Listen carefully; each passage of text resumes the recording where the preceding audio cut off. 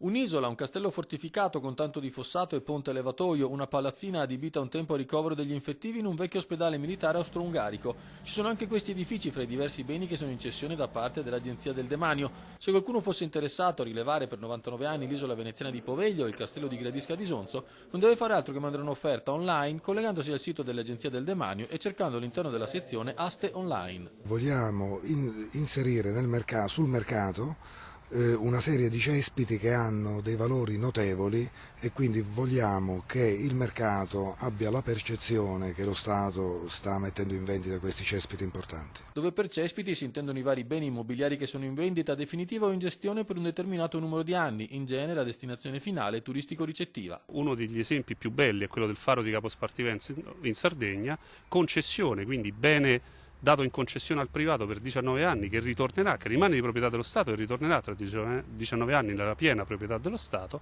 oggi uno dei resort più belli e che ci invidiano in tutto il mondo. Numerose le possibilità di investimento per chi volesse rilevare l'isola veneziana di Poveglia, ricordando però che se sono permesse ristrutturazioni dell'esistente non sono permessi aumenti di cubatura. La destinazione urbanistica è molto interessante perché permette ricettivo, permette residenziale, agricoltura, quindi è già una destinazione comunque aperta al pubblico. I dirigenti dell'Agenzia del Demanio restano abbottonati sul valore dei beni messi in vendita o in gestione poliennale. Qualche idea ce l'abbiamo, però diciamo che preferiamo non dirlo proprio perché il bando è stato, si è scelto proprio per la particolarità del bene messo in vendita. In Friuli Venezia Giulia sono rilevabili il castello di Gradisca e la palazzina ex infettivi a Trieste. Anche in questo caso si devono rispettare le destinazioni d'uso previste. Devono essere rispettati i vincoli posti dal piano regolatore del comune e poi specialmente per quanto riguarda il castello di Gradisca è un bene che è vincolato dal Ministero dei Beni Culturali.